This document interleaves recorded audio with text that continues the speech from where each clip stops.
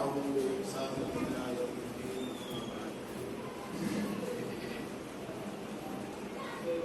وعن أبي هريرة رضي الله تعالى عنه قال قال رسول الله صلى الله عليه وسلم احرص على ما ينفعك واستعن بالله ولا تعجز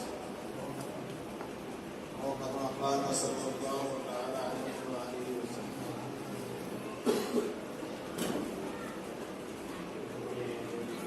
آپ کے مدرسے میں حاضر ہونے کے بعد حضرت مولانا مفتی آفتاب صاحب کے ذریعے سے معلوم ہوا کہ اس بستی میں انہوں نے جو محنت شروع کی ہے،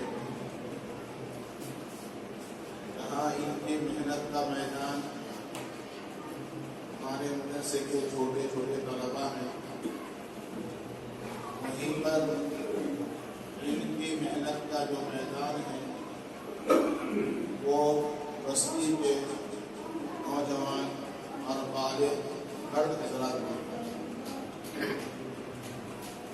اور ان نوجوان اور بالغ مرد حضرات کو آج کے اس مجلس میں انشاءاللہ جیسا کہ حضرت نے فرمایا قرآن بھی شروع کرایا جائے.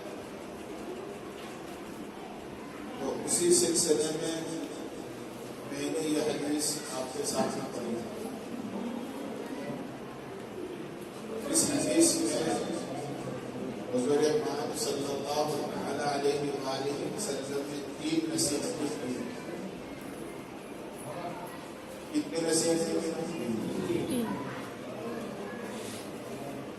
بزرگوں کے تجربات یہ بتلاتے ہیں کہ امت کے سامنے قرآن اور حدیث کی باتوں کو اچھے انداز میں سمجھانے سے نفع ہوگا. اس لیے کہ قرآن تو اللہ کا کلام ہے، اس میں تو ہدایت ہی ہدایت ہے. صحیح ہے؟ اللہ تعالیٰ خود ہی فرماتے ہیں ذالک الکتاب لا ریب فیہ ھدی للمتقین. ذالک الکتاب لا ریب فیہ ھدی للمتقین. یہ قرآن جو کتاب ہے ھدی للمتقین، یہ اللہ سے ڈرنے والے لوگوں کو راستہ دکھلانے والا. راستہ آدمی کہاں پوچھتا ہے؟ جہاں نظر نہ آئے.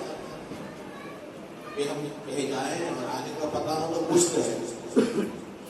صحیح. جو آدمی بتا دے گا وہ گویا ہمارے لیے راستہ بتانے والا.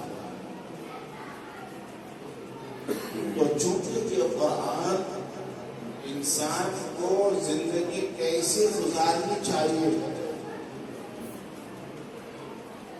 موت تک اور موت کے بعد کی زندگی ہے وہ، اس کے تعلق سے قرآن خبر دینے والے ہے، راستہ بتانے والے ہے. اس لیے فرمایا ہمیں پتہ ہی نہیں ہے کہ زندگی کیسی گزارنی چاہیے، آخرت میں کیا ہونے والا ہے یہ کسی کو پتا نہیں. تو اسی لیے یہ آخرت کی زندگی کو کون کھولتا ہے؟ قرآن. قرآن کریم میں کتنی آیات ہیں؟ 6666 آیات. قرآن کریم میں 6666 آیات. لیکن آپ حضرات کو بتا رہا ہوں کہ ان 6666 آیات میں سے صرف 500 آیات وہ ہیں جس کا تعلق شریعت کے احکام کے ساتھ. 500 شریعت کے احکام کا مطلب ہوا نماز، روزہ، زکوٰۃ، حج، طلاق، وراثت. یہ ان کو آیات احکام کہا جاتا ہے. صرف 6000 میں 500. باقی 6000 آیات رہ گئی. ان 6000 آیات میں پھر ان کو 3 حصے میں تقسیم کیا گیا ہے. ان 3 حصوں میں سے ایک حصے کی جو آیات ہیں موت کے ساتھ، یعنی موت کے بعد کی زندگی کے ساتھ۔ تو آپ غور کیجئے کہ جس آخرت کی زندگی کے بارے میں انسان غافل ہے، اسی آخرت کی زندگی کے لیے قرآن کے 3 حصوں میں سے ایک حصہ کھڑا ہوگا۔ سمجھ رہے ہیں؟ ایک حصہ اسی کے تعلق اور اسی کے سلسلے میں انسان غافل ہے۔ میرے آقا نے ارشاد فرمایا اعمار امتی بین 60 الی 70 واقل ما یجاوزها۔ حضور فرماتے ہیں میری امت کے لوگوں کی جو عمر ہوگی وہ 60 اور 70 کے بیچ میں ہوگی۔ واقل ما یجاوزها، اور بہت کم لوگ ہوں گے جو 70 سے اوپر جائیں گے، یعنی زیادہ لوگ دنیا سے 60 اور 70 کے بیچ میں چلے جائیں گے۔ کتنی صراحتاً گفتگو فرمائی ہے حضور پاک صلی اللہ علیہ وسلم۔ بہت اچھا موڈ آپ لوگوں نے بنایا ہے، توجہ سے سن رہے ہیں۔ حالانکہ تقریباً آج دن میں یہ 4تھا پروگرام ہے۔ احمد نگر جو یہاں سے 125 کلومیٹر ہے، وہاں 3 پروگرام ہوا ہے۔ وہاں سے بھاگتے بھاگتے آپ کے پاس آئے، بدن چور تھا، لیکن اللہ تعالیٰ حضرت قاری ادریس صاحب اللہ کو جزائے خیر دے، ان کی توجہ بڑی ہے، ساتھ میں بٹھا لی ہے بھائی کی طرح۔ ان کی برکت سے گفتگو کر رہا ہوں، بالکل بھی تھکا ہوا تھا، لیکن آپ کی توجہ کی برکت سے ذہن کھل رہا ہے۔ عرض کر رہا ہوں، غور کیجئے کہ اللہ کے نبی ارشاد فرماتے ہیں کہ میری امت کی جو عمریں ہوں گی 60 ہوں گے، وہ 60 اور 70 کے بیچ میں ہوں گے۔ اگلا جملہ فرمایا وَأَقَلُّ مَا يُجَاوِزُهَا، اور بہت کم لوگ وہ ہوں گے جو 70 سے آگے جائیں گے۔ گویا اصل جو عمر ہوئی اس امت کی وہ 60 اور 70 کے بیچ میں۔ پھر آگے آپ سنیے، اس 60 اور 70 کے بیچ میں بھی جو عمر ہے، اس میں 15 سال تو انسان نابالغ ہے، 15 سال نابالغ ہے۔ 15 سال سے لے کر 25 سال تک یا 30 سال تک آدمی اپنے زندگی کو سیٹ کرنے میں لگتا ہے، لگاتار سیٹ کرنے کہ میں بھی سیٹ نہیں ہوں، ایسے بولتے ہیں۔ پڑھائی کے لائن سیٹ کر رہا ہے، کاروبار کے لائن سیٹ کر رہا ہے، شادی بیاہ کر رہا ہے، یہ سب کچھ کر رہا ہے۔ تو 30 سال تک تو تیاری آخرت کے بارے میں ذہن میں آتا ہی نہیں، اور ادھر اللہ کے نبی نے فرمایا کہ عمر جو میری امت کا ہے وہ 60-70 کے بیچ کا ہی ہے، تو چلو 60 کو چھوڑ دو، 70 کو ہی لے لو، 70 کو لے لو۔ تو ادھر جو عمر بچی کتنے کی بچی؟ 40 سال۔ پھر اس 40 سال کے اندر بھی آج کے زمانے میں 50-55 کے بعد بیماریاں انسان کو پکڑ لیتی ہیں۔ پکڑ تو پہلے بھی لیتی ہے، لیکن عموماً شوگر وغیرہ 50 کے بعد اس کے بعد کرنا شروع کر دیتے ہیں۔ ہم جیسے لوگ ایک ساتھ 8 جگہ بیٹھ جاتے، ابھی ہمارے مدرسے میں نیا ارڑیا کے استاد ہیں، ان کو شوگر ہو گئی، مجھے بیچارے میرے پاس حضرت مجھے بھی شوگر ہو گئی۔ میں نے کہا اللہ کا شکر ہے کہ ہماری تعداد میں ایک اور اضافہ ہو۔ ہم لوگ تقریباً 53 کا اسٹاف ہے ہمارا، اس میں سے ٹیچنگ اسٹاف پڑھانے والے تقریباً 40 ہے، اور غیر ٹیچنگ اسٹاف 12 کہہ رہے ہیں۔ جیسے حضرت نے فرمایا کوئی 1000 کا مجمع ہوتا ہے، تو میں نے کہا چلو ایک اور اضافہ ہوگا۔ تو مجھے تعجب ہوا اس بیچارے لوگ، ان کی عمر بھی 40 کے اندر ہے۔ میں نے کہا کہ مفتی صاحب آپ لوگ سے پڑھاتے ہیں اور باقی تھوڑا بہت رمضان میں چندہ کر لیتے ہیں، باقی تو کوئی ایسی محنت بھی نہیں، آپ کیسے شوگر ہو گئی؟ ہمارے بارے میں لوگ کہتے ہیں کہ چلو محترم لوگ ہیں، فکر کرتے رہتے ہیں، گھومتے رہتے ہیں، چندے کی فکر، یہ فکر، تو ٹینشن سے میرے شوگر، آپ کو کیسے ہوگا؟ تو یہ بات سمجھ میں آ رہی ہے کہ ٹینشن اور محنت والوں کو ہی شوگر ہوگا ایسا نہیں۔ تو 50 کے بعد بیماریاں آتی شروع ہو جاتا ہے، کمزوری شروع ہو جاتی ہے. تو غور کر کے اگر دیکھا جائے تو 30 اور 50 کے بیچ میں جو اصل ڈسٹرب والی عمر ہے، یہی اصل عمر ہے جو تیاری کا. پھر اس عمر کے اندر بھی آپ ایک دن کا حساب لگائیے. ایک دن 24 گھنٹے کا ہوتا ہے. 24 گھنٹے میں آدمی کم سے کم 6 گھنٹہ سوتا ہے. 18 گھنٹے رہ گئے. 18 گھنٹے کے اندر انسان 7-8 گھنٹہ 9 گھنٹہ زندگی گزارنے کے لیے معاش کی فکر میں رکھتا ہے. یہ تو 8 اور 6 14 گھنٹے 15 گھنٹے ادھر چلے جائیں. 3-4 گھنٹے آدمی دوستوں کو، بچوں کو، ان سب کو دیتا ہے. تو اب اللہ کی عبادت کے لیے کتنا وقت بچا؟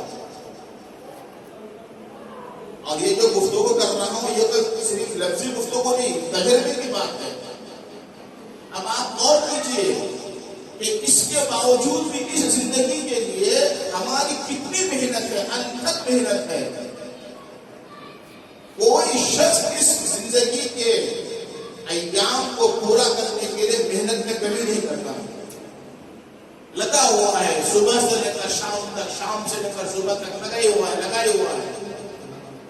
کتنی زندگی کے لیے 60 اور 70 تک پہنچنے کے لیے، وہ بھی اگر آپ کے مقدر میں ہے تب. میرے دوستوں غور کیجئے، جب اللہ کے نبی نے طے کر دیا کہ 60 اور 70 کے بیچ میں میری امت کی عمریں ہوں گی، اور یہ پتا بھی نہیں کہ 70 سے آگے کتنے لوگ جائیں گے، اور ہم بھی 70 اور 60 تک جائیں گے یا نہیں جائیں گے، مگر اس عمر کے لیے کتنی محنت ہے انسان کی. میرے دوستوں غور کرنا، اب وہ زندگی جس زندگی کا نہ سال متعین ہے، نہ مہینہ متعین ہے، نہ عمر متعین ہے، اربوں خربوں خربوں خربوں کوئی تعداد ہی متعین نہیں ہے، اس زندگی کے لیے کیا تیاری ہے ہمارے پاس کیا تیاری ہے؟ اس لیے کہ اس زندگی کے بعد تو موت کا کوئی سوال ہی نہیں ہے. موت آئے گی. حدیث شریف میں آتا ہے کہ جب اللہ تعالیٰ جنتی لوگوں کو جنت میں ڈال دیں گے اور جہنمی لوگوں کو جہنم میں ڈال دیں گے، تو بیچ میں ایک دیوار ہوگی. یہ ان کو دیکھیں گے اور یہ ان کو دیکھیں گے، اور ایک مینڈھا لایا جائے گا سامنے. اس مینڈھے کو جنتی لوگ بھی دیکھیں گے اور جہنمی لوگ بھی دیکھیں گے. آواز آئے گی جنتیوں کو بھی اور جہنمیوں کو بھی کہ یہ کیا ہے. کہا جائے گا کہ یہ مینڈا ہے. مینڈا سب پہچان دیں گے. فرشتے کہیں گے کہ یہ مینڈا نہیں ہے، یہ موت ہے جس کو مینڈا کی شکل میں لایا گیا ہے. اچھا، اب کیا ہوگا؟ اسی وقت اس مینڈے کو بھی ذبح کر کے اس کو بھی ختم کر دیا جائے. گویا کہ موت کو بھی موت آ گئی. اب موت کا کوئی مسئلہ نہیں رہے گا. دنیا میں مصیبتیں پریشانیاں آئیں گی تو موت آ کر خاتمہ کر دیتی ہے، اور یہاں پر کوئی موت آنے والی نہیں ہے.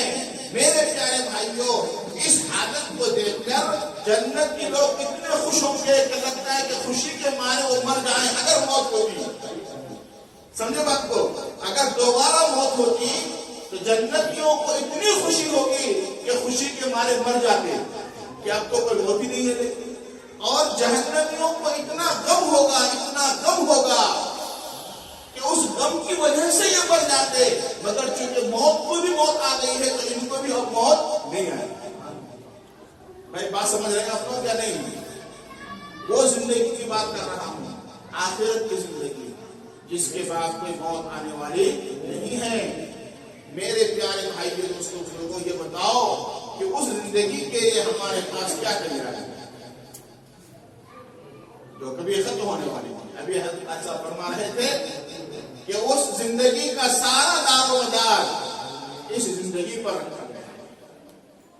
یہاں جیسے آپ کھیتی کاٹ کریں گے ویسے ہی پھل آپ وہاں پر ملے گا. اگر آپ یہاں پر گڑبڑ کیے تو وہاں پر آپ کو پچھتانا ہوگا. اسی آخرت کی زندگی کے تیاری کے لیے اللہ رب العزت نے مختصر سا وقت دیا ہے. اس مختصر سے وقت میں انسان اگر توجہ اور دھیان کے ساتھ زندگی گزارے تو ہر آدمی تیاری کے ساتھ زندگی گزار سکتا ہے، کوئی مشکل کام نہیں ہے، لیکن ہمت اور مدد کی ضرورت ہے۔ ہمت کے ساتھ انسان کام کرے تو بڑے بڑے بادشاہ بھی عابد بن سکتے ہیں، اور بڑا بڑا تاجر بھی عابد بن سکتا ہے، بڑا بڑا ڈاکٹر بھی عابد بن سکتا ہے، لیکن ہمت چاہیے، کوئی بہانہ نہیں چاہیے۔ حضرت مولانا پیر ذوالفقار صاحب نے ایک واقعہ لکھا ہے، آپ لوگوں کی برکت سے یاد آیا۔ حضرت کے ایک مرید تھے تعلق والے جو امریکہ میں بہترین ڈاکٹر تھے اور وہاں کے اعلیٰ درجے کا ڈاکٹر تھے، جس کی تعداد کا اتنا حضرت کا تنخواہ بھی لکھا ہے۔ تو ان کو شوق پیدا ہوا، دیکھیں جب آدمی شوق پیدا ہوتا ہے تو آدمی کیا نکل لیتا ہے، ان کو شوق پیدا ہوا کہ مجھے دین بھی سیکھنا ہے۔ اب امریکہ سے چھٹی کیسے لے گا ڈپارٹمنٹ سے؟ سمجھدار آدمی تھے، ہیڈ آف دی ڈپارٹمنٹ کے پاس گئے اور جا کر کہا کہ دیکھیے آپ جانتے ہیں نا کہ ڈاکٹری کے اندر بہت سے سائنس کی تحقیقات ہے، اور ان سائنس کی تحقیقات کی بنیاد ہمارا قرآن ہے۔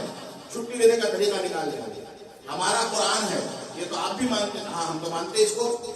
تو کہا کہ اسی قرآن کو ریسرچ کرنے کے لیے مجھے چھٹی چاہیے کہ اس میں ہم اور چیزوں کو نکال سکیں۔ تو کہا کہ آپ کو اس کے لیے کتنے سال کی چھٹی چاہیے؟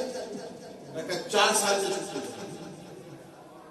اچھا کوئی بات نہیں، 4 سال کی چھٹی منظور ہوگی۔ وہ آ گئے ملک، پڑوسی ملک آ گئے، سمجھ گیا نا پڑوسی ملک، وہاں آ گئے حضرت کے پاس، حضرت مجھے دین سیکھنا ہے۔ جب آدمی قدردان ہوتا ہے تو راستے کھلتے ہیں، قدر کرتا ہے تو راستے کھلتے ہیں۔ اللہ کسی کو محروم نہیں کرتا۔ ہماری یہ غلطی ہے کہ مولانا صاحب ہمیں وقت نہیں ملتا، فرصت نہیں ملتی، سب ملتا ہے کہ انسان کے اندر قدر ہو۔ تو وہی نہ چاہے تو 1000 بہانے ہیں۔ آگے حضرت کے پاس، حضرت جی میں 4 سال کی چھٹی لے کر آیا ہوں۔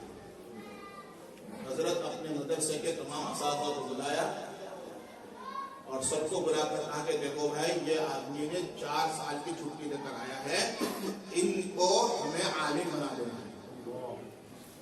کیسے عالم بنائیں گے؟ تو حضرت نے سب استادوں کو کتابیں تقسیم کر دی۔ حضرت خود دیکھتے ہیں، ظاہر ہے کو تو غلط بولیں گے نہیں، ان کو کیا ضرورت ہے غلط بولنے کی۔ واقعہ سنایا کہ اللہ کے فضل سے ذہین اتنا تھا وہ آدمی کہ مدرسوں میں جو 8 سال پڑھایا جاتا ہے مولانا بننے کے لیے، ان 8 سال کی ساری کتابیں حضرت نے کہا کہ سبق کر کے 3 سال میں انہوں نے پوری کر دی۔ بخاری شریف بھی کتنے سال میں؟ چھٹی کتنے کا لیا تھا؟ کتنا بچ گیا؟ آئے حضرت کے پاس، کہا کہ حضرت جی ہم تو آپ سے 4 سال کی چھٹی لے کر آئے تھے، ان سے ہمارا تو 1 سال بچا ہوا ہے، کیا کریں جی؟ تو حضرت نے کہا کہ ایسا کرو، تمہارے پاس 1 سال بچا ہوا ہے، تم عالم بن گئے، حافظ بھی بن جاؤ، بھی بن جاؤ۔ ذہین تھے، حفظ کی درسگاہ میں بیٹھ گئے۔ حضرت مولانا پیر ذوالفقار صاحب فرماتے ہیں کہ ذہن اتنا تیز تھا کہ 8 مہینے میں قرآن حفظ کر دیا۔ ذہن اتنا تیز تھا۔ چھٹی کتنی دی تھی؟ کتنے باقی رہ گئے؟ 4 مہینے۔ پھر آیا حضرت کے پاس، حضرت میری چھٹی کے 4 مہینے باقی رہ گئے، ابھی کیا کروں؟ حضرت نے کہا کہ ایک کام کر، میرے درسگاہ میں بیٹھ جا اور یہاں بیٹھ ہو جاؤ اور اللہ اللہ کرنا سیکھو۔ چنانچہ تصوف کے اسباب دیے، 4 مہینے اللہ اللہ کی محنت کی، تصوف کے سارے اسباب حاصل کیے۔ حضرت فرماتے ہیں 4 مہینے کی محنت میں وہ ولی کامل بھی بن گیا۔ 4 سال جب پورے ہوئے تو ہمارے اس ملک سے عالم اور حافظ اور ولی بن کر امریکہ گیا۔ اب جا کر وہاں ہاسپٹل، امریکہ کے 3 بڑے بڑے ہاسپٹل ہیں، اس میں ان کی نوکری لگی۔ اب وہ علاج بھی کر رہے ہیں، عالم بھی ہیں اور حافظ بھی ہیں اور پیر صاحب بھی ہیں۔ میں نے حدیث پڑھی تھی آپ کی خدمت میں ابھی، احرص علی ما ینفعک، حضور سکھا رہے ہیں، اے میرے بھائیوں، اللہ کے بندو، جو اس چیز کو تم کو نفع حاصل ہو، جس چیز سے تمہیں نفع ملے، احرص، اس کو حاصل کرنے کے لالچ پیدا کرتا ہے۔ احرص علی ما ینفع، تمہیں جس چیز سے نفع ہوگا اس کو حاصل کرنے کے لیے لالچ پیدا ہوگا، لالچ پیدا۔ ظاہر ہے کہ ہمیں نفع حاصل ہوگا موت کے بعد قرآن سے، قرآن سے نفع حاصل ہوگا۔ تو فرمائے احرص علی ما ینفع، اگر تجھے قرآن سے نفع حاصل ہوگا تو تم قرآن کو یاد کرنے کے لیے محنت کرو۔ یہ مشکل کام نہیں ہے، میں آپ کو ترتیب بتاتا ہوں۔ ابھی میں آپ کو سمجھا رہا تھا کہ انسان کی زندگی میں روزانہ 24 گھنٹے ہیں، ہر آدمی 24 گھنٹے میں 6 گھنٹہ سوتا ہے۔ ترتیب آپ کو سمجھا رہا ہوں، 6 گھنٹے میں سونے چلے گئے، 18 گھنٹہ بچ گیا۔ آفیشیل کام ہو، تجارت ہو، نوکر ہو، کچھ بھی ہو، 8 گھنٹہ سے زیادہ کوئی نگرانی نہیں، کوئی ڈیوٹی نہیں کرتا، دکاندار بھی سب لوگ۔ تو 8 گھنٹہ آپ کام کاج کا چھوڑ دو، 2 گھنٹہ آفس میں جانے آنے کا چھوڑ دو، تو 8 اور 2 کتنے ہو گئے؟ 10، اور 6 گھنٹہ چلا گیا کون سا؟ سونے والا۔ 10 اور 6 16 ہی گھنٹے گئے۔ ابھی بھی کتنا باقی ہے آپ کے پاس؟ 8 گھنٹے باقی ہیں۔ ان 8 گھنٹے میں آپ پھر تقسیم کیجئے، نمازوں کے اوقات کو چھوڑ دیجئے، ظہر، عصر، مغرب، عشاء، فجر۔ اگر ان نمازوں کے اوقات میں اور ادائیگی میں آپ کا 2.5 گھنٹہ بھی چلا جاتا ہے، آدھا گھنٹہ کر کے، تو بھی آپ کے پاس کتنا وقت بچ رہا ہے؟ بولو بھائی، ہے جی 5 گھنٹے، 5.5 گھنٹے بچ رہے ہیں۔ یہ تو کوئی گفتگو نہیں ہے، پریکٹیکل بتا رہا ہوں آپ کو۔ 5.5 گھنٹہ، اس 5.5 گھنٹہ میں سے 1 گھنٹہ آپ اپنے بچوں کو دے دو، 1 گھنٹہ 2 گھنٹہ قرآن سیکھنے کے لیے روزانہ طے کر لو۔ مفتی صاحب حضرت 1 گھنٹہ تم آپ کو دینا، میں قرآن سیکھنا چاہتا ہوں۔ بتائیے کوئی آدمی ایسا ہے جو قرآن نہیں سیکھ سکتا؟ کوئی بھی قرآن سیکھنے سے محروم نہیں ہو سکتا اگر زندگی کی یہ ترتیب بنا دے۔ اور بزرگوں نے لکھا ہے کہ قرآن پڑھے بغیر اگر کوئی اس دنیا سے گیا وہ کوئی وہ نہیں کیا، وہ زندگی نہیں جیا کسی سے۔ اللہ کا کلام ہی نہیں پڑھ سکتا تو وہ زندگی کا کیا مزہ ہے؟ اس لیے کہ آخرت میں تو سوال ہوگا، اسی کے بعد من ربک وما دینک ومن حاضر، 3 سوال ہوں گے، تینوں سوالوں کا جواب قرآن ہی میں ہے۔ دنیا کے کسی بھی فکر کے اعتبار سے اگر آپ 7 سمندر پار کی تمام دولتوں کا بھی آپ مالک بن جائیں تو ان دونوں کے بارے میں تو سوال ہوگا نہیں۔ سوال یہ ہوگا کہ جو عمر دیا تھا اس عمر میں میرے بارے میں کتنا عمر ہم کو دیا۔ 5 سوالات ہوں گے میرے بھائی قبر کے اندر، حشر کے میدان میں اور قیامت کے دن 5 سوال ہوگا۔ عمر جو دیا تھا اس کو کہاں لگایا، مال جو دیا تھا کہاں سے لایا تھا، کہاں خرچ کیا، جوانی دی تھی اس کو کہاں لگایا، یہ سب سوالات ہوگا۔ عمر، اگر آپ نے اپنے عمر کا 1 گھنٹہ صرف قرآن سیکھنے میں لگایا تو اپنے رب کے سامنے عذر پیش کر سکیں گے، اللہ اپنی عمر کا 1 گھنٹہ روزانہ قرآن سیکھنے میں لگا سکتا۔ اگر آج بھی آپ طے کر لیں، ظاہر کہ بچوں کا تو سوال نہیں کیونکہ یہ تو سیکھ رہے ہیں، مسئلہ آپ نوجوانوں کا ہے اور آپ بھائیوں کا ہے۔ اگر آپ کی سیکھ چکے ہیں تو مبارکباد، نہیں سیکھے ہیں تو میں آپ سے کہہ رہا ہوں کہ اگر آپ نے آج بھی بسم اللہ کر کے سیکھنا شروع کر دیا تو تحفۃ الحفاظ ایک کتاب ہے، اس میں ایک حدیث نقل کی ہے، رسول اللہ صلی اللہ علیہ وسلم ارشاد فرماتے ہیں اگر کوئی بندہ قرآن سیکھنا شروع کرے اور کوشش کرتا رہے اور اس کی موت ہو گئی تو قیامت کے دن قبر میں اللہ تعالیٰ ایک فرشتہ مقرر کرتا ہے جو اس کو حفظ کراتا ہے، وہ حافظ بن کر ہی قیامت میں اٹھے گا۔ بتائیے کتنی بڑی اللہ کی طرف سے آفر ہے انسانوں کے پاس، کوئی انسان بہانہ نہیں کر سکتا۔ اچھا آپ کو یہ بھی کوئی فکر کرتے حضرت ہمارا 2 صفحہ ہوتا نہیں، 3 صفحہ ہوتا نہیں، کوئی مسئلہ نہیں، کوشش کے مطلب ہو، 1 لائن ہی کر کے سیکھ لو، 1 لائن۔ ہمارے آسام میں ہم جب رہتے تھے، ابھی تو اپنے وطن میں آ گیا بنگال میں، ایک 80 سال کے بڑے میں جماعت میں گئے، 4 مہینہ لگانے کے بعد مدرسہ آیا اور آ کر کہا کہ میں داخلہ لوں گا، ایڈمیشن لوں۔ تو ہمارے حضرت نے کہا کہ تم 80 سال میں کیا پڑھو گے؟ کہا کہ نہیں میں نے زندگی میں قرآن نہیں سیکھا، اب میں سوچ رہا ہوں کہ اگر میں مر کے چلا گیا تو میں اللہ کو منہ کیسے دکھلاؤں گا. تو کہا کہ تم ابھی کیسے سیکھو گے؟ کہ میں داخلہ لے لیجیے، میں بھی بچوں کے پاس بیٹھا رہوں گا، سیکھنے کی کوشش کروں گا، سیکھتے سیکھتے سیکھتے اگر مر گیا تو طالب علم بن کے مروں گا. جذبہ دیکھو، طالب علم سمجھتے ہیں اللہ کا دین حاصل کرنا، طالب علم بن کر مروں گا. اللہ اکبر. ہم لوگوں نے ان کو نورانی قاعدہ سکھایا، اما پارا میں آئے، اما پارا پہنچنے کے بعد مدرسے میں انتقال ہو گیا. آپ کا کیا خیال ہے کہ اللہ کے دربار میں وہ عالم اور حافظ بن کر نہیں اٹھے گا؟ اٹھے گا کہ نہیں اٹھے گا؟ محنت اس نے کی، پھل اللہ کے ہاتھ میں ہے.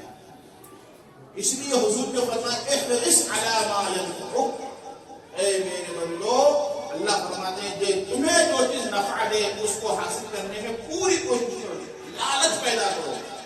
اگلا جملہ کیا کہا؟ سبحان اللہ، واستعن باللہ. اور دوسرا کام یہ کرو کہ جس چیز کو حاصل کرنے کے لیے لالچ پیدا کر رہے ہو اس کو حاصل کرنے میں استعن باللہ، اللہ سے مدد مانگو. بزرگوں سے دعائیں کروائے، اللہ والوں سے دعائیں کروا. حضرت جی میں بچپن میں قرآن نہیں پڑھا، جوانی میں مفتی آفتاب صاحب کے مکتب میں قرآن شروع کیا ہوں، آپ دعا کر دیجیے میں اس کو پڑھ لوں. دعا کر دیجیے، واستعن، اللہ سے مدد مانگو. اگلا جملہ دیکھیں کیا فرمایا، ولا تعجز، اے میرے بندو تھک مت جانا، ہار مت ماننا، عاجز مت بننا، سست مت بننا. اس لیے کہ سستی کرنا ایمان والوں کا کام نہیں ہے. مومن آدمی سست نہیں ہو سکتا. سست وہ ہوگا جس پر شیطان سوار ہوتا ہے، اور مومن کے اوپر شیطان مسلط نہیں ہو سکتا. تو جو سست ہوگا وہ یہ سب کام نہیں کر سکتا. فجر کی نماز میں وہ آدمی نہیں ہو سکتا جو سست ہوگا. جو چست آدمی کی نماز کبھی نہیں چھوٹ سکتی. رسول اللہ صلی اللہ علیہ وآلہ وسلم نے ایک دعا کی ہے، دعا کرو. فرمایا اللہم انی اعوذ بک من العجز والکسل، اے اللہ میں پناہ مانگتا ہوں عاجزی سے اور سستی سے. گویا سستی وہ چیز ہے جس سے پناہ مانگنے کی دعا کی. سستی نہیں ہونا چاہیے آدمی کو. اور اگر سست پیدا ہو، انسان کی سستی پیدا ہو جائے تو رات کو سونے کے وقت 33 مرتبہ سبحان اللہ، 33 مرتبہ الحمدللہ، 34 مرتبہ اللہ اکبر پڑھنے کا جو عادی بن جائے گا، دن بھر کی ساری تھکاوٹ اس کی دور ہوگی اور سکون کی نیند آئے گی. حضرت فاطمہ رضی اللہ تعالی عنہا، سیدہ فاطمہ جو ہماری پیارے نبی کی لاڈلی بیٹی ہیں اور جنت کی عورتوں کی سردار ہیں.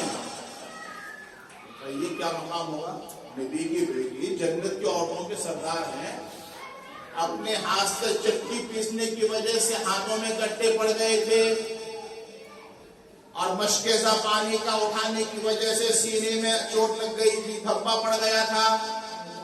گھر کے کام کاج اپنے ہاتھ سے کرنے کی وجہ سے کپڑے گندے اور میلے ہو گئے تھے، تھک کے چور ہو گئی تھی. اپنا کام اپنے ہاتھ سے کرتی تھی.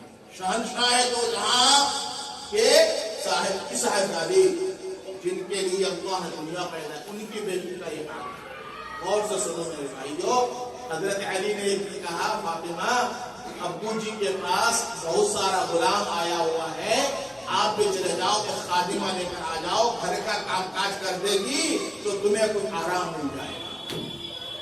تشریف لے گئی باپ کے پاس اور کہنے لگی، جب حاضر ہوئی تو جا کر دیکھا کہ وہاں تو بہت بھیڑ بھاڑ ہے، آ رہی جا رہی آ رہی. شرم سے مانگنا نہیں خادمہ. بھائیو آپ سمجھ رہے ہیں؟ اکتا گئے چھوڑ دوں چلے ابھی. تو دیکھا کہ وہاں تو شرم آ گئی، بھیڑ بھاڑ ہے، واپس آ گئی. درخواست نہیں پیش کیا اللہ کے نبی کے سامنے، درخواست پیش کی. واپس آ گئے. حضور کو پتہ بھی نہیں چلا کہ کوئی آئی تھی. جب حضرت فاطمہ گھر آ گئی، حضور کو بعد میں پتا چلا کہ میری بیٹی آئی تھی. تو حضور پاک صلی اللہ علیہ وسلم واپس تشریف لے گئے بیٹی کے یہاں. جب آ گئے تو دیکھا کہ حضرت علی اور فاطمہ لحاف میں آرام فرما رہے ہیں. تو حضور پاک صلی اللہ علیہ وسلم गद्दे में यहाँ पर बैठ गए और पूछा, बेटा मैंने सुना तुम आई थी मेरे पास, क्या काम था? तो शर्म से मुंह छुपा लिया, शर्म से बोला नहीं मैं क्यों गई थी। फिर डबल पूछा, बेटी तू क्यों आई थी? फिर शर्म से मुंह छुपा लिया, जवाब नहीं दिया। तब हजरत अली ने कहा कि अब मुझे असल में बात ये थी कि आपके यहाँ कुछ गुलाम और खादिम आए हुए थे और ये अपने हाथों से काम करते करते थक चुकी थी, तो मैंने सोचा कि चलो तुम भी जाकर खादिम मांग ले लो ताकि तुमको आसानी हो जाए, इसलिए वो कर गई थी। रिवायत में आता है कि हुजूर ने दो जवाब दिया। एक रिवायत में यह है कि बेटी क्या मैं तुझे खादिम से ज्यादा अच्छा अमल न बतलाऊं? तब ये अमल दिया कि देखो तुम दिन भर अगर थक जाते हो तो सोने का टाइम सुभान अल्लाह 35 मरतबा पढ़ लो, अल्हम्दुलिल्लाह 35 मरतबा पढ़ लो, 34 मरतबा अल्लाह अकबर पढ़ लो। ये पढ़कर बिस्तर पर सो जाओ और दिन भर की थकावट दूर हो जाए। एक रिवायत में तो यह है। अगली रिवायत में एक जुमला और है, हजरत फरमाया, बेटी क्या तू ये समझती है कि मैं इन खादिमों को तुझे भेज दूं, मैं इनको बेचकर इनका खर्चे से मैं सुफ़ा के जो सहाबी मेरे पास पढ़ते हैं इनको बेचकर मैं उनका खर्चा निकालूंगा या मैं तुम्हें दूंगा? बात नहीं समझा? जो कुछ सहाबा बड़े रहते थे उनके खर्चे में निकालूंगा, तुमको नहीं सकता। रसूलुल्लाह सल्लल्लाहु अलैहि वसल्लम सहाबा आती है और घर का काम खुद कर रही है, मेहनत कर रही है। तो अगर आप लोग काम करते हैं दिन भर, थकने का नंबर आए तो तस्वीर पढ़ लीजिए। ये तो गुफ्तगू तो नबी के मुंह से निकला हुआ है, लेकिन माफ कीजिएगा हमारे महल्लों में सूरत हाल ये बन गई है कि हमारे बच्चे उठेंगे दिन में 11 बजे 10 बजे और इधर सोएंगे 12 बजे 2 बजे। अल्लाह का निजाम पलट दिया। कुरान करीम में एक सूरत है अम्मा सालुम की, उसमें अल्लाह फरमाते हैं वजअलना अल-लैला लिबासा वजअलना अन-नहारा माशा। तर्जुमा यह है कि रात को मैंने तुम्हारे लिए आराम का बनाया है। वजअलना नौमकुम सुबाता, सुबाता के माना है थकावट को दूर करने वाली चीज। तो मैंने नींद को थकावट को दूर करने वाली चीज बनाया है कि आदमी सोए तो थकावट दूर हो जाए, और सोने के लिए मैंने रात को दिया है। वजअलना नहारा माशा, और दिन को मैंने कमाने के लिए दिया है। बताइए अल्लाह ने ये निजाम सेट किया है और हम ईमान वालों ने निजाम को पलट दिया है कि रातों को हम 12-12 के 2 बजे तक गप मारते रहते हैं गलियों में, और जब सोते हैं तो उठ रहे हैं 11 बजे। फरमाते हैं कि जो कौम सुबह को उठ नहीं सकती है वो कौम न दुनिया की कोई काम तरक्की कर सकती है न दीन की, कभी नहीं कर सकती। अब हम 12-2 बजे तक आएंगे अड्डे मारकर, अब सोने के टाइम कौन सुभान अल्लाह पढ़ेगा? सोने से जल्दी जाकर बिस्तर तो पड़ेगा, ना दुआ ना दरूद ना आयत कुर्सी ना कुछ। फिर आएंगे हजरत जी का, हजरत रात को डर का ख्वाब होता है, हजरत जी रात को डरता है बदन, मैं तुमने सोने के मुताबिक सोया ही नहीं, ऐसे ही होगा ना भाई। हदीस में आता है जब आके सोने का वक्त हो तो बिस्तर को झाड़े, उसके बाद सूरह फातिहा पढ़े, 4 रुकू पढ़े, आयतुल कुर्सी पढ़े, पढ़ने के बाद दोनों हाथों में थूक दे और थूक को संभलकर पूरे बदन में सर से लेकर पैर तक 3 मरतबा मल दे, तस्बीह पढ़े, बाएं तरफ में सो जाए। इस तरह सुन्नत के मुताबिक अगर सोएगा तो रात भर सो भी रहा है और हर सांस में उसको नेकी मिलती है, क्योंकि सुन्नत के मुताबिक सोया है। आप मुझे बताएं मेरे दोस्त, माफ कीजिएगा, हमारे मुसलमानों में किसी में इस तरह सोने का कोई रिवाज नहीं है। फिर हम कहते हैं हम हालात के शिकार हैं, बेरोजगारी के शिकार हैं, तो हम ये तो हमारे हाथों का किया हुआ करतूत है। वरना तो अल्लाह के नबी ने फरमाया कि मेरी उम्मत अगर सुबह सुबह उठेगी तो सुबह के अंदर बरकत है। एक हदीस में है नौम सुबह यमनउल रिज़्क़ा, जो लोग सुबह की नमाज छोड़कर सोते रहते हैं अल्लाह ताला उनकी रोजी को तंग कर देते हैं। नौम सुबह, अगर सुबह को सोना भी हो तो कम से कम फजर पढ़ के सूरज निकलने तक, उसके बाद फिर 20 मिनट के बाद सोना चाहिए। इसके बगैर सुबह को सोने का आदत नहीं बनानी चाहिए। तो मैं अर्ज कर रहा था ये 3 दुआएं थी। इहरिस अला मा यनफउका, जो जिस नफा दे उसको हासिल करने की लालच करो। तो आपने जो कुरान हासिल करने के लिए शुरू किया है, इसको हासिल करने में आपको लालच पैदा करें। इंशाअल्लाह ये कुरान आपको हासिल हो जाएगा, ठीक है भाई। उसके बाद अगला जुमला फरमाया वस्तईन बिल्लाह, इसको हासिल करने के लिए अल्लाह से मदद मांगिए, मदद मांगिए, अल्लाह मदद फरमा। वला ताजज, और सुस्त मत करो और आजिज मत करो, हिम्मत करो तो कुरान पढ़ लोगे। मैं मुबारकबाद पेश करता हूँ हजरत मौलाना मुफ्ती आफ्ताब साहब को کہ آپ مدرسے کے بچوں کے ساتھ ساتھ اس علاقے کے نوجوانوں کی آپ نے فکر کی اور ان کے لیے قرآن کی فکر کر کے آپ ان کو قرآن سکھلا رہے ہیں. مجھے تو بہت خوشی ہوتی ہے اور اس طرح چھوٹے چھوٹے مدرسے اور مکتب اور یہ نظام دیکھ کر مجھے اللہ کے نبی کی ایک بات یاد آتی ہے کہ حضور ارشاد فرماتے ہیں کہ میری امت کے جو علماء ہیں ان کی مثال نبیوں کی طرح ہے. کون سی نبی؟ علماء بنی اسرائیل، کہ ان کے یہاں الگ الگ علاقوں کے نبی ہوتے تھے. صرف ہمارے نبی کی خصوصیت ہے کہ یہ پورے عالم کے نبی ہیں. اس کے علاوہ جو نبی آتے تھے الگ الگ علاقوں کے. یہی حال امت کے علماء کا ہے ماشاءاللہ. کوئی یہاں محنت کر رہے ہیں، کوئی اس علاقے میں محنت کر رہے ہیں، کوئی اس علاقے میں محنت کر رہے ہیں. ہر علاقے میں علماء محنت کر کے اس طرح لوگوں کے دین کی فکر کر رہے ہیں کہ نہیں کر رہے بتائیے. ہم تو ان کو کوئی کروڑوں کا ڈالر نہیں پیش کرتے، بلکہ یہ تو بیچارے اپنی تنخواہ خود محنت کر کے لے رہے ہیں. کتنا بڑا احسان ہے ان علماء کا. واللہ العظیم میں کہتا ہوں اس امت پر علماء کا اتنا بڑا احسان ہے. خود چندہ کرتے ہیں، خود جمع کرتے ہیں، خود بچوں کو پڑھاتے ہیں اور خود ہی اپنی فکر کر کے نظام کو سیٹ اپ کرتے ہیں اور ہماری جنت بناتے ہیں. علماء نے لکھا ہے کہ امت کو کبھی بھی علماء سے مستغنی نہیں ہونا چاہیے. ہمیشہ علماء کا احسان مند ہونا چاہیے، علماء کی خبر گیری رکھنی چاہیے، ان کے حالات کا پوچھ تاچھ کرنا چاہیے، ضرورت کے وقت ان کی مدد بھی کرنی چاہیے، ملاقاتوں میں ہدایات بھی پیش کرنا چاہیے، اس لیے کہ وہ ہمارے بچوں کا دین اور ایمان ٹھیک کر رہے ہیں اور ہمارے لیے جنت کا راستہ ہموار کرنا.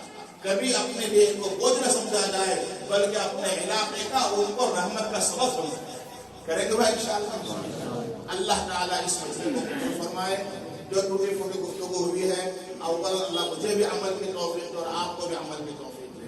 میں نے 3 نصیحت آپ کے سامنے کی ہے. پہلی نصیحت یاد رکھیے گا، احرص علی ما ينفعک، جو چیز تمہیں نفع دے اس کو حاصل کرنے میں لالچ پیدا کرو.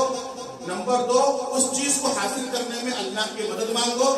نمبر 3، تھکو مت، کرتے رہو کرتے رہو کرتے رہو، مقصد حاصل ہو جائے گا. یہاں نہیں ہوگا تو موت کے بعد حاصل ہو جائے گا اور وہی مقصود ہے، وہی مقصود ہے.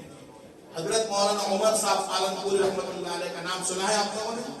نام سنے ہیں مولانا عمر صاحب پالنپوری؟ حضرت مولانا فرماتے تھے کہ لوگ حافظ ہوتے ہیں بچپن میں، میں حافظ ہوا تھا 55 میں. کیا مطلب؟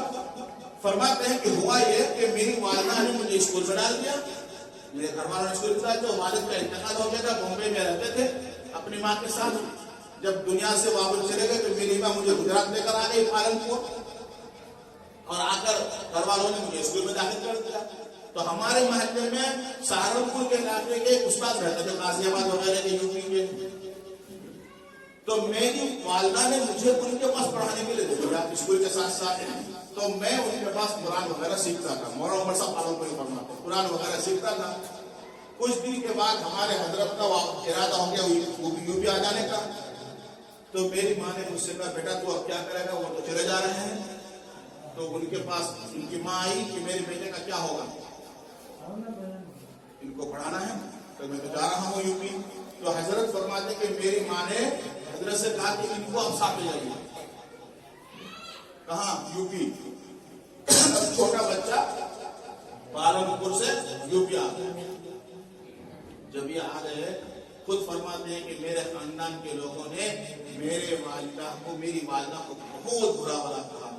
کیا کیا تم نے، بچے کو برباد کر دیا، یہ مدرسہ جا کر کیا کرے گا، تو نے اس کی ساری زندگی برباد کر دی، بار بار مجھے شرم کرایا.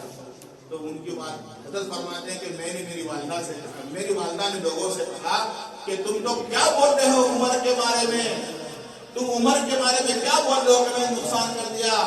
یاد رکھنا ایک وقت آئے گا کہ عمر لاکھوں کے مجمع میں بیان کرے گا اور لاکھوں ڈالر اس کے پیروں میں آئیں گے. عجیب بات نہیں مانے. حضرت کے سوالے میں یہ واقعہ لکھا ہوا ہے. فرماتے ہیں کہ جب میں سہارنپور آیا اور پڑھنے حافظ بن گیا، میں دارالعلوم میں داخلہ بھی ہو گیا، دارالعلوم میں مولانا بن گئے.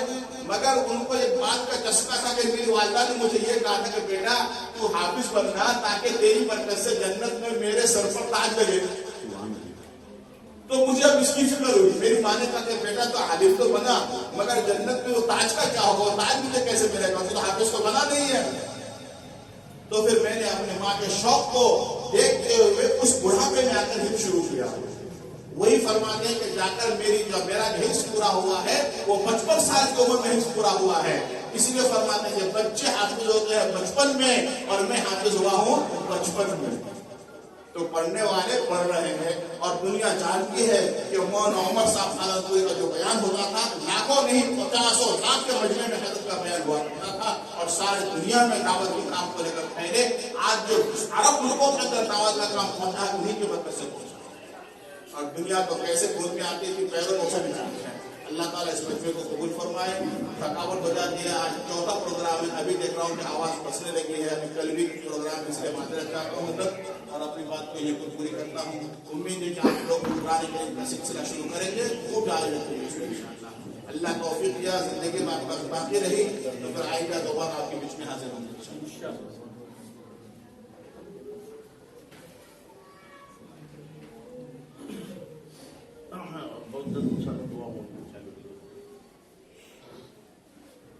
دعا کے بعد نماز اس وقت کھانا جو ہم نماز پڑھ چکے جو نماز نہیں پڑھے جماعت پڑھ لی وہ جماعت نماز پڑھ لیا اس وقت کھانے انتظام کر دیا.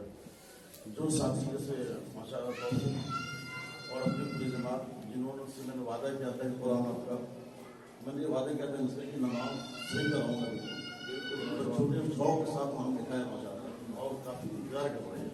تو میں چاہتا ہوں کہ آپ بسم اللہ سے شروعات کر دیں.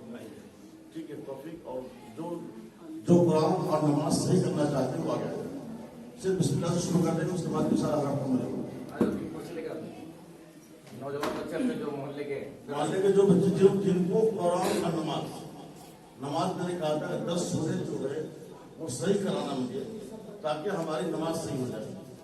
تحیات درود دعائے معصورہ دعائے قنوت اور اس طریقے سے قرآن شریف کی انشاءاللہ شروع کر رہے ہیں. ہر ہفتہ سنڈے جو چھٹی دن آتا رہے گا اس دن شروع کرنے والے نوجوانوں کو. ٹھیک ہے اعوذ باللہ من الشیطان الرجیم. بسم اللہ الرحمن الرحیم. رب یسر ولا تعسر ولا تنقص وتمم لنا بالخير وبك نستعين يا فتاح. رب زدني علما رب زدني علما رب زدني علما. بسم الله الرحمن الرحيم. قل هو الله احد الله الصمد لم يلد ولم يولد ولم يكن له كفوا احد. صدق الله العظيم. اب حضرت آپ لوگوں کو پڑھائیں گے اللهم لك الحمد ولك الشكر. اللهم صل وسلم وبارك على سيدنا مولانا محمد وآلہ وصحبہ وسلم. اے اللہ اس مختصر مجلس کو قبول فرما, اپنی رضا کا ذریعہ بنا, ایمان کی حفاظت کا ذریعہ بنا. یا اللہ ان سب کے لیے ہمارے گھر والوں کے لیے جنت الفردوس کا فیصلہ فرما, جہنم سے ہمیں کوسوں دور فرما. یا اللہ ان چھوٹے چھوٹے بچوں کو قرآن کا حافظ اور عالم بنا. یا اللہ اس شہر میں جتنے ادارے چل رہے ہیں سب کی حفاظت فرما, حفاظت فرما. خاص کر اس ادارے کو بطور خواجہ مجلس اور اس کو بھی قبول فرما. یا اللہ یہ حضرات ہجرت کر کر کے آ کے اپنے دین کی خدمت کے لیے لگے ہوئے ہیں. اے اللہ ان کی ہجرت کو اور مقامی لوگوں کی نصرت کو جمع کر کے دین کی حفاظت کو یہاں پھیلا دے, دین کے کاموں کو یہاں پر پھیلا دے. شیطان اور نفس کو اس جگہ سے مایوس فرما. یا اللہ شیطان اور نفس کو اس جگہ سے مایوس فرما. اس پورے علاقے میں حضرت قاری صاحب کے مدد سے جو محنتیں ہو رہی ہیں ان کے خاتے میں اس کا ثواب نصیب فرما. حضرت مولانا اسلام صاحب کے پونا میں اے اللہ ہمارے لیے بہترین رہبر بنے. یا اللہ ان کے عمر میں اور صحت میں برکت عطا فرما. حضرت مفتی آفتاب صاحب کو, اساتذہ کو, ان کے تمام کام کرنے والوں کو, معاونین کو جزائے خیر نصیب فرما. یا اللہ ہمارے ساتھ حضرت بھائی مجیب صاحب سایہ کے طرح لگے ہوئے ہیں. اے اللہ ان کو بھی قبول فرما, جزائے خیر عطا فرما. اے اللہ ہمارے دوسرے حفاظ بچے جو ہمارے ساتھ کام کے لیے معین بنے ہوئے ہیں آپ ان کا معین بن جائیں گے. اس مسجد کو, اس محلے کو جو لوگ آباد کرتے ہیں آپ ان کو آباد فرمائیے. اس بستی کے جتنے لوگ دنیا سے چلے گئے ان کی قبروں کو نور دیجیے، جو باقیات ہے انہیں عافیت میں زندگی دیجیے. کہ اللہ دوبارہ درخواست کرتا ہے اس مجلس کو قبول فرمائے. صلی اللہ تعالی